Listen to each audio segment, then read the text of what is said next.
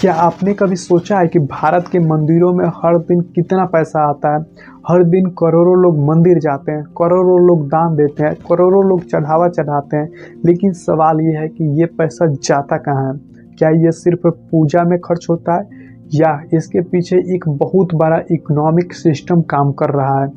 आज हम समझेंगे भारत की टेम्पल इकोनॉमी की। भारत की एक अस्थमान देश है, मतलब इस देश में आस्था बहुत चलता है। यहाँ हर शहर में मंदिर है, हर गांव में मंदिर है, हर गली में मंदिर है और हर मंदिर में दान पेटी है। छोटा दान, बड़ा दान, सोना दान, चांदी दान, नगद दान, बहुत सारे दान पेटी मिल जाएंगे। आस्था के साथ दान भी जुड़ा हुआ है। अब सोचिए, अगर करोड़ों लोग हर दिन थोड़ा थोड़ा दान करें तो कुछ पैसा कितना होगा? उत्तर है हजारों करोड़ रुपए। टेम्पल इकोनॉमिक भारत की सबसे बड़ी और अनऑर्गेनाइज इकोनॉमी में से एक है, लेकिन लोग इसके बारे में कम बात करते हैं। भारत के कुछ बड़े मंदिर तिरुपति बालाजी, वैष्णो देवी, सिद्धि विनायक, रिड्डी साईं बाबा मतलब शिरडी साईं बाबा, इन मंदिरों में हर साल करोड़ों श्रद्धालु आते हैं और हर श्रद्धालु कुछ न कुछ दान करता है। दान क्यों किया जाता है? क्योंकि लोग मानते हैं भगवान ने दिया है तो भगवान को लौटाना चाहिए। ये भगवान सदियों से चली आ रही है, ये मतलब ये परंपरा टाइप का बन गया। दान यानी कृतज्ञता यानी, लेकिन जब दान करोड़ों में बदल जाए तो वो बन जाता है इकोनॉमी, और यही टेम्पल इकोनॉमी की शुरुआत है। मंदिर सिर्फ पूजा की जगह नहीं है, मंदिर है tourism centre, employment source, local economy hub. मंदिर के आसपास दुकानें, होटल, रेस्टोरेंट, फूल वाले, प्रसाद वाले, कुछ लोकल इकोनॉमिक मंदिर पर निर्भर होती है। एक बड़ा मंदिर पूरे शहर की इकोनॉमी चला सकता है। यही कारण है कि कई शहर मंदिर से पहचाने जाते हैं, जैसे कि तिरुपति, वाराणसी, मथुरा, हरिद्वार। ये रिलीजन और इकोनॉमी के एक साथ चलाते हैं। अब बात करते हैं उस सवाल की जो हर इंसान के मन में आता है, मंदिर कितना पैसा कमाते हैं?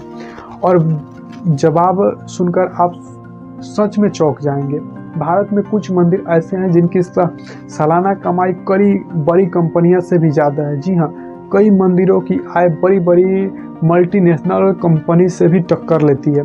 कल्पना कीजिए, एक ऐसा संस्थान जहाँ कोई टिकट नहीं, कोई कंपल्सरी फीस नहीं है, फिर भी रोज करोड़ रुपए आते हैं।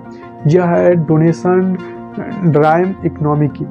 भारत के सबसे अमीर मंदिरों में से एक हर साल हजारों करोड़ रुपए का दान प्राप्त करता है, और यह सिर्फ एक मंदिर है। भारत में ऐसे सैकड़ों मंदिर हैं जहां रोज लाखों रुपए आते हैं।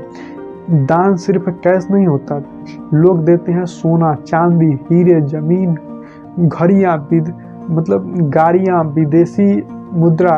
कई लोग अपनी पूरी संपत्ति तक दान दे देते हैं। क्यों?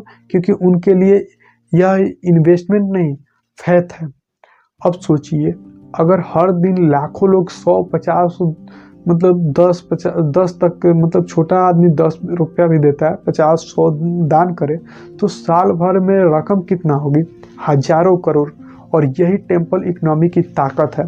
लेकिन पैसा सिर्फ दान पेटी से नहीं आता। मंदिर की आय के कई स्रोत होते हैं। दर्शन टिकट, वीआईपी दर्शन, प्रसाद बिक्री, लड्डू, भोग, दान, भूमि और संपत्ति। हाँ, संपत्ति। भारत के कई मंदिरों के पास हजारों एकड़ जमीन है। कई मंदिर के पास शॉपिंग कॉम्प्लेक्स, होटल, किराए की संपत्ति, और इससे आती है रेगुलर इनकम। यानी मंदिर सिर्फ धार्मिक स्थान नहीं है, यह है इकोनॉमिक इंडस्ट्रीज। अब सोचिए, हर साल करोड़ों श्रद्धालु तीर्थ यात्रा पर आते हैं, ट्रेवल खर्च करते हैं, होटल खर्च करते हैं, फूड खर्च करते हैं, शॉपिंग खर्च करते हैं। पूरा टूरिज्म सेक्टर टेम्पल इकोनॉमिक से जुड़ा हुआ है। भारत में रिलीजन टूरिज्म सबसे बड़ा टूरिज्म सेगमेंट है। लाखों लोगों को रोजगार मिलता है। पुजारी, दुकानदार, गाइड और होटल स्टाफ, ड्राइवर। एक मंदिर पूरे शहर की रोजी रोटी बना सकती है, मतलब बनाते रहता है। यही कारण है कि टेम्पल इकोनॉमी सिर्फ दान नहीं है, यह है employment generation, tourism booster, local business driver. इतना पैसा जाता कहाँ है? क्या ये सिर्फ पूजा में खर्च होता है या इसके पीछे पूरा फंक्शनल सिस्टम काम करता है।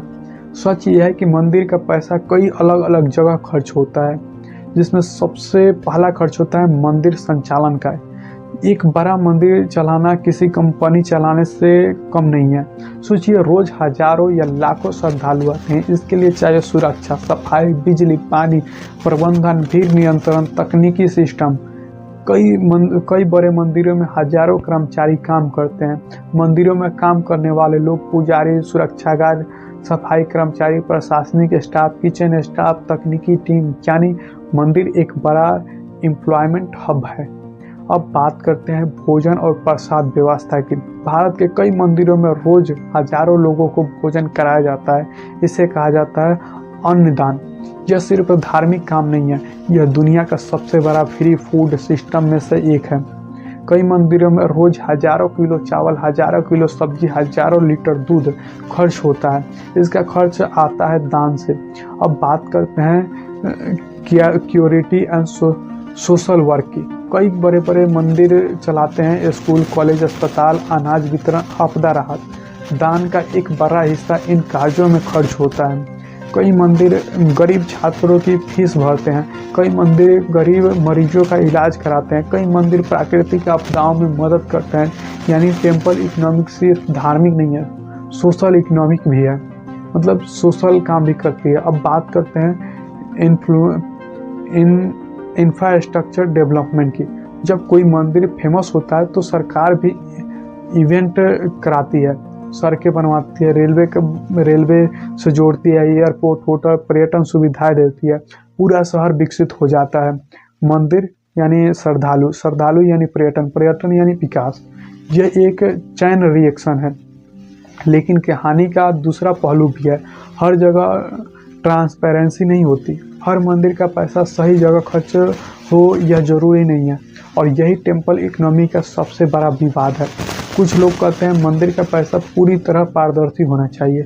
कुछ लोग कहते हैं यह धार्मिक संस्था है, सरकार को हस्तक्षेप नहीं करना चाहिए, और यही से शुरू होती है टेम्पल इकोनॉमी की डिबेट। अब हम पहुंच चुके हैं टेम्पल इकोनॉमी के सबसे विवादित हिस्से पर, पारदर्शिता और नियंत्रण पर।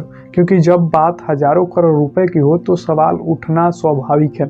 सबसे बड़ा सवाल है, क्या मंदिर की कमाई पर सरकार का नियंत्रण होना चाहिए या मंदिर पूरी तरह स्वतंत्र होना चाहिए?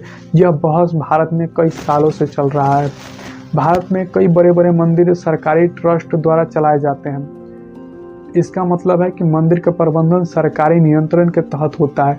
दान का पैसा ट्रस्ट के खाते में जाता है और उसका उपयोग नियमों के अनुसार किया जाता है। सरकार क्यों जुड़ी है? क्योंकि भीड़ प्रबंधन, सुरक्षा, पारदर्शिता, भ्रष्टाचार रोकने के लिए ये सब जरूरी है। जब लाखों लोग जाते हैं तो व्यवस्था जरूरी होती है। लेकिन कई लोग मानते हैं कि धार्मिक संस्थाओं पर सरकार का नियंत्रण नहीं होना चाहिए। उनका तर्क है कि मंदिर आस्था का विषय है, सरकार का नहीं विषय है। यानी टेम्पल इकोनॉमी सिर्फ आर्थिक नहीं है, यह भावनात्मक और राजनीतिक मुद्दा भी है। अब समझते हैं ट्रांसपेरेंसी डेटाबेस की। यानी जब दान पेटी में पैसा डाला जाता है तो डोनर को नहीं पता होता है उसका पैसा कहाँ गया। यही कारण है कि लोग सवाल पूछते हैं। आज के समय में लोग चाहते हैं कि financial report, public audit, transparency, क्योंकि दान विश्वास से आता है और विश्वास को पारदर्शिता चाहिए।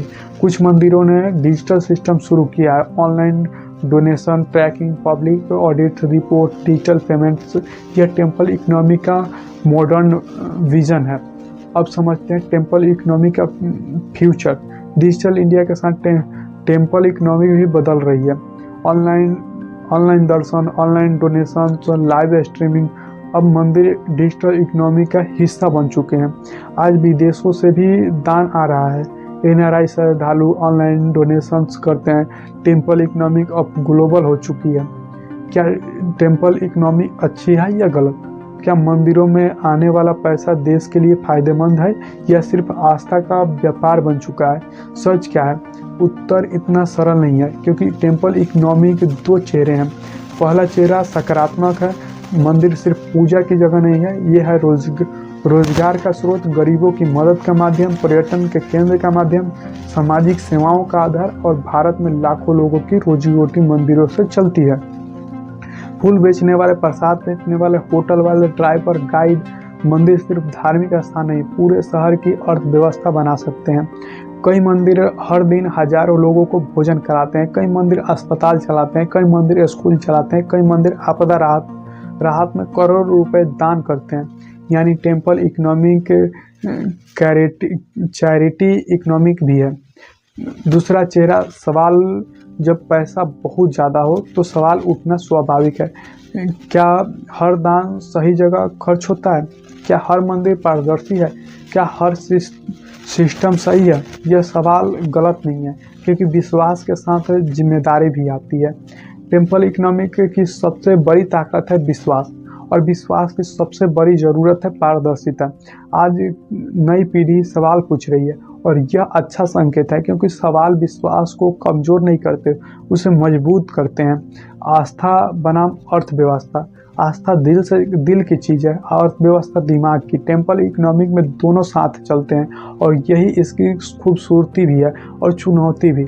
अगर आस्था न हो तो मंदिर खाली हो जाए, और व्यवस्था ना हो तो सिस्टम टूट जाए, इसलिए संतुलन जरूरी है। भविष्य कैसा होगा? टेम्पल इकोनॉमिक खत्म नहीं होगी, बल्कि और बड़ी होगी। क्यों? क्योंकि भारत आस्था का देश है, लेकिन भविष्य में कुछ बदलाव जरूर होंगे, जिसमें डिजिटल ट्रांसपेरेंसी बढ़ेगी, ऑनलाइन डोनेशन बढ़ेगा, और फाइनेंशियल ऑडिट बढ़ेंगे, टूरिज्म और बढ़ेगा। टेम्पल इकोनॉमिक ट्रेडिशनल से मॉडर्न बन रहे हैं। सबसे महत्वपूर्ण बात, दान करना गलत नहीं है, मंदिर जाना गलत नहीं है, आस्था रखना गलत नहीं है, लेकिन जागरूक रहना जरूरी है। आस्था प्लस समझ संतुलन होता है। जब लोग जागरूक होंगे तो सिस्टम और मजबूत होगा, जब सिस्टम मजबूत होगा तो समाज मजबूत होगा, और यही टेम्पल इकोनॉमी का सही उद्देश्य है। तो दोस्तों, ये वीडियो यहीं पर समाप्त होता है। आपको ये वीडियो कैसा लगा कमेंट करके बताएं। मिलते हैं फिर अगले वीडियो।